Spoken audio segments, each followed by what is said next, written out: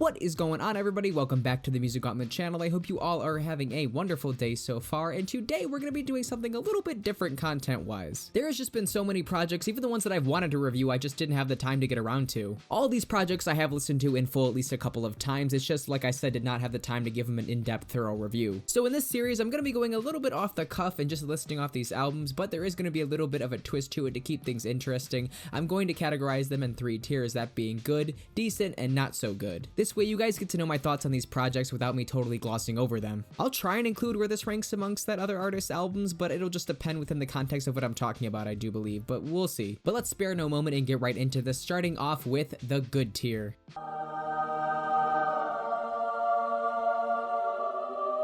Alright, so full disclosure, I was expecting to have more than just one project in my good section here, but that just was the way the week panned out. I thought I was going to like some albums more than I did, but that's getting ahead of myself. First off, for our one and only good section candidate, we have Idols with Ultra Mono. This was 100% the definition of an album that I wish I had the time to review. I really like this project and wish I could have talked about it, but that was such a busy week I did not have the time. What I really love about the band's work and what's especially notable on here is the production doesn't just match the themes of the songs, it greatly enhances them with feverish rage and anxiety. The idols here are commanding your attention with aggressive guitar leads that don't drown out the vocals but work instead in perfect tandem. This is definitely a record that if I had more time this week I would have given a full review, because there are easily a lot of points I could have made about how great it sounds. I don't know why I was thinking it wouldn't be all that, but for sure prove me wrong. What I really love about Idols' music and really what they honed in on this project is how they're able to build up the tension in a song. I mean, don't get me wrong, some of these songs do start out intense, but it's the way they're able to build upon that throughout the whole entire song until the end when it just explodes in your eardrum. That's the part I really admire. I also appreciate how they're able to integrate some social commentary without getting too preachy. They made it fit into the album pretty well. It was a little awkward, but not bad at all. And apparently notorious hip-hop producer Kenny Beats did some work for them on this project, or like executive produced it or something. I'm not really sure on the details of that, and I'm not really sure what that plays into my thoughts of the record. I just think it's a really interesting fact. But in the end, yes, I do believe this is a good project. If you're a fan of the grunge rock scene, I think you're really gonna enjoy this project. Definitely a recommend. It's definitely not as far down the rabbit hole as you can get, but it's a good medium. I do find myself coming back to this project more. I just like the way it sounds more and the way it came together. I really like how they're not acting clueless as to what their next moves as a band should be, instead taking what made them so great and making it even better. And for the sake of time, I'm just going to shut my mouth now. There's so much more I could say about this record, especially if you're a fan of the grunge rock scene, but I will leave it at that. You guys should definitely check this out if you're a fan of that kind of music. The Idols are killing it right now. Now moving on to the decent section. Starting off with Action Bronson's Only for Dolphins. And just off the jump, I had to know what the hell he was talking about with that album title, and apparently it's like meaning only for a certain kind of people that are going to understand and appreciate the project, and it's really going to resonate with people that are on the same kind of sound wave as him? I don't know what that means. In any case, Action Bronson still comes through with what you love about his kind of music, those humorous food bars once in a while, literally calling himself on this project, dubbing himself the exotic olive oil taster. Not just limiting his humor to food though, he has the one line on the Latin Grammys where he talks about not being able to touch his toes but still being able to fuck these hoes.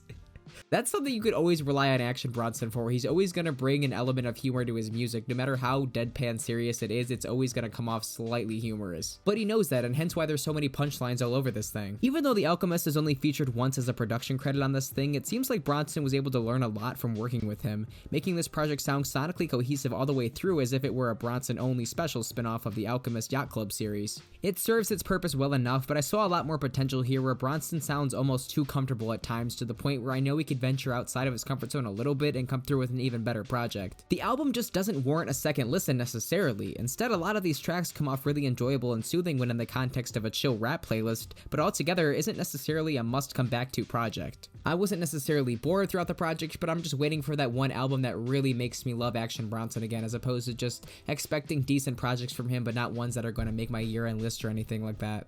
Moving on to the next album in our decent tier, we have Mozzy with his album Occupational Hazard. This was a decent project. Mozzy doesn't have to stand out in a crowded landscape through his beat choices and descriptive language, but in doing so, he also is now getting grouped into the kind of rappers that do the most while also doing the least. Yes, there are some qualities to take note of, but Mozzy still sounds like he's staying in his comfort zone. If he wants to stick to the music he's making now, I would suggest working with a producer like Kenny Beats that can concoct a truly sinister beat and take his style one step further. Other than that though, I appreciate Mozzy not holding back with his lyrics and keeping it 100 with his fan base. I can't knock him for doing that, and overall this was a very solid effort, but at the end of the day, it's not one I'm necessarily going to want to come back to a whole lot. And Lucci and Marco Mula on your hooks, don't do that. Just do your own hooks. They were terrible.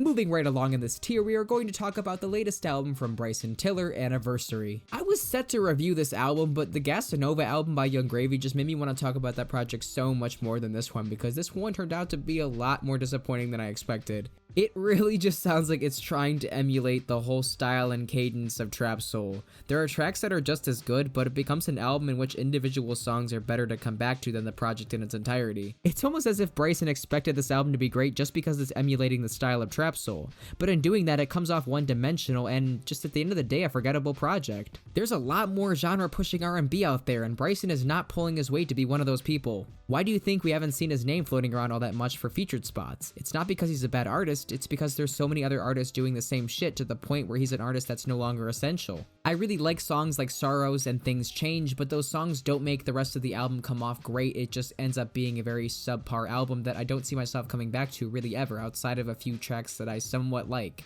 It's disappointing because Bryson had so much potential, and you see where he's at now, where it's not bad music, but you know he could have done so much better at this point in his career, but he's still kind of being stagnant. Just a frustrating process, that's all, but still a decent album. Moving on from there, we are going to be talking about the latest album from YG called My Life 400. I was so sure this album was going to end up in my good tier. Even listening to the album, within the first couple tracks, I was like, oh yeah, this is going to be one of those good albums. I'm going to rave about this album. I'm going to tell people how much I love it. And while there is some stuff to commend here, YG just ends up conforming back to his, he has some kind of need, he has some kind of itch where he needs to make somewhat mainstream songs so he can still stay relevant, and in doing that, it comes off for like really boring songs, that being like Hate on Me and Thug Cry and Surgery. This album is so heavily West Coast inspired. He kind of lost touch of that since Still Brazy, but he found his footing again with that kind of sound and makes for some great tracks on here like Jealous, Bloodwalk, Out on Bail, Swag. Just the energetic production. YG comes with the energy in his voice as well, and even if his bars aren't the most detailed, they come with such flow and just charisma that you cannot deny some of these songs get stuck in your head for days and days and days.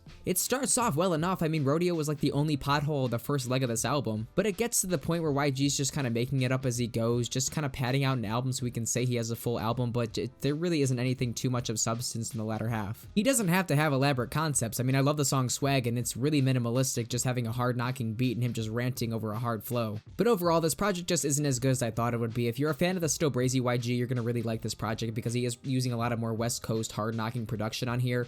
But at the end of the day, it's just like the kind of trend chasing, the staying relevant, the whole I gotta make some mainstream songs as well while making conscious songs and just some hard knocking West Coast sounding songs. The balance overall just makes this project be decent, but not necessarily something I would truly recommend. I wouldn't say as good as My Crazy Life or Still Brazy, but it does enough where it's probably better than For Real, if not maybe a toss up between those two. Stay Dangerous definitely coming in last. But definitely worth checking out if you're a fan of YG. I would say, what are you doing? Go ahead and check this project out already, but just not one of my favorite YG projects overall. Next and finally for our tier of the decent music, we are going to have to talk about the latest album from Westside Gunn called Who Made the Sunshine. Being his shady music debut and coming after Pray for Paris, I thought this was going to be an absolute home run. But it's weird, Westside Gunn isn't rapping bad on this project, but he's rapping so in a way where he doesn't become the main focus of this project, which is not what you want for your debut project on this shady label. Some of these beats sound gorgeous, and some of the beats actually top some of the beats on Pray for Paris, but when it comes to Westside Gunn as an artist, it's almost like he's not trying to challenge himself. He's almost too comfortable here. He has way too many features on this thing. I mean, I like the Slick Rick features, they really add to it. It's kind of cool that he brought him out of not necessarily retirement, but of stage of not many people thinking about him. I mean, it's not that bad because Westside Gunn is a fully capable rapper, but you keep waiting for that moment when he's going to do better than what you expect, and it just never happens. It's just a solid ride all throughout. Not making for a bad album, but just one that's like, alright dude, you could have probably done a lot better than this. Subtracting the features from this project, it's one that I would have expected him to come out with back in the day when he was releasing mixtapes to get his name out there. It sounds refined and elegant, sure, but there's more to a rapper than just that, and Westside Gunn has proven to be more than a rapper than that, so I don't know why he's just relying on those kinds of aspects to carry an entire project here. We know he's so much better than that. I'm not mad at the experience, but I really expected by the end of this project to be like, wow, that was great, instead of West Side Gun being an artist that I think he took a slight misstep here instead. He relied too much on the features and production carrying his words, when in reality he had some standout moments on here, but for the most part wasn't all that impressive. So yeah, not one of his worst projects by any means, but for example, I don't think it's as good as Pray for Paris, and that was released just earlier this year. I don't know what the biggest difference was. Maybe it's because he's rapping so much and releasing so many projects he's becoming a little stale, but for some reason on this project I just don't think he did as good as he could have. Not a bad project, but I'll be looking out for his future releases and hopefully they do better than this. And finally, let's get into our not so good category. Alright, so we got 2 albums in this category, both of which I was not exactly the most pleased with at all. First up, MGK with his album Tickets to My Downfall. Ladies and gentlemen, pop punk at its most bland and forgettable. This project features the artist Black Bear, which is kind of ironic and fitting because Black Bear is the kind of artist that makes pop music that's kind of soul-sucking to the genre, whereas MGK is being that exact same person for the pop punk genre. How pleasant. Ugh, this album wasn't terrible or downright awful, it was just so forgettable and a bastardization of like pop music and punk music in general. They can no longer have any crossover history because this just fucking tainted that. MGK, dude, alright look, let's just man to man, dude to dude. I'm from the Cleveland area as well, listen, from the same place. This kind of reflects on me as well, you're representing our city.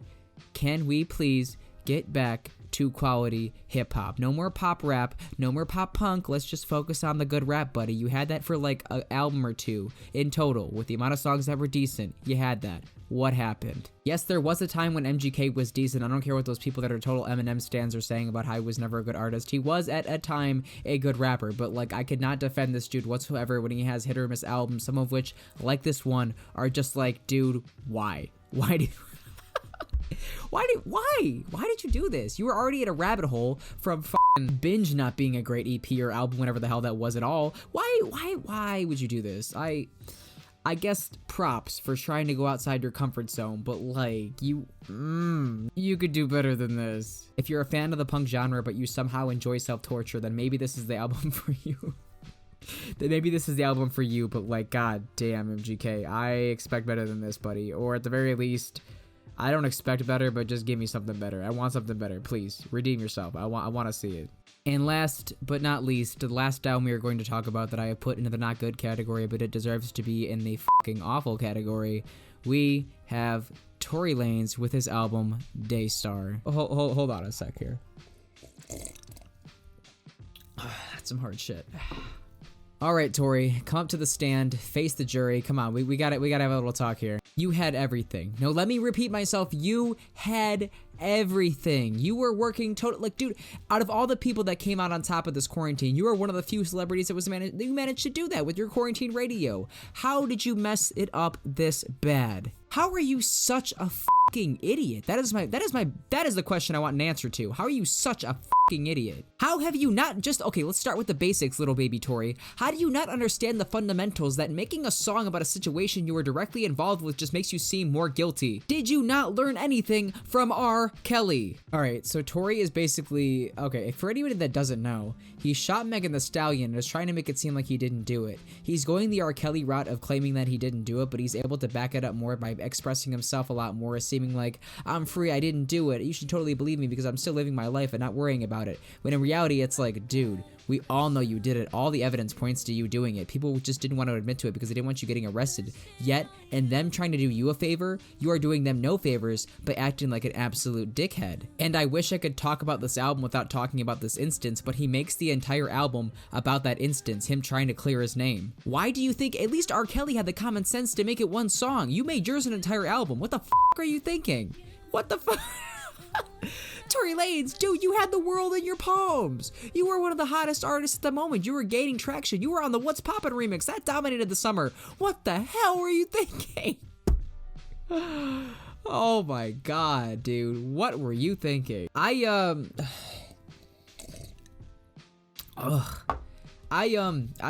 know what he was trying to accomplish with this album, and whatever it was he was trying to accomplish, it failed miserably. It's like I went out in the street and stabbed somebody, and I went back to my house and recorded an album about how I didn't stab somebody, Yeah, that's really gonna clear my name.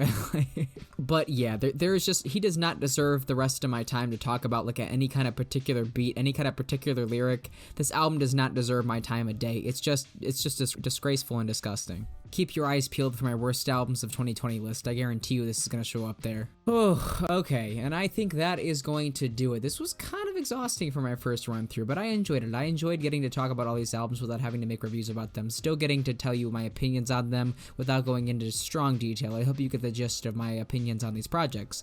But if you guys have your own opinions on these projects, do you think some of the albums that were bad were good, some of the albums that were decent were better than I thought they were? Let me know in the comment section below, or you can follow me on Instagram and Twitter, and we can talk about it there. If you want to leave a like or subscribe, I would appreciate that as well, and thank you guys so much for watching again. I'll see you in the next one.